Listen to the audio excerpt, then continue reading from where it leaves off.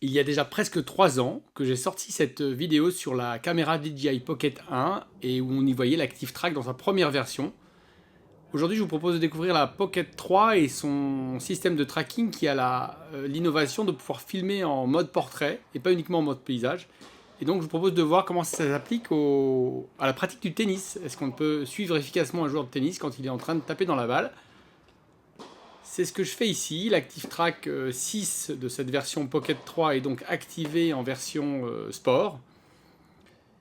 Et on voit que le sujet est bien au centre du tracking. Alors j'ai laissé cette séquence parce qu'on voit qu'à un moment donné, la caméra hésite ici, mais qu'elle reprend bien vite le tracking sur le joueur du premier plan, qui s'appelle Reda, et avec qui je m'entraîne.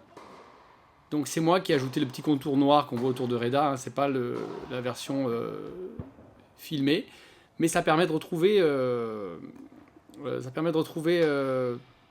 la manière dont fonctionne la caméra, et on voit ici qu'elle a perdu le sujet, et pourtant elle va être capable de le retrouver et de le remettre au centre de son attention.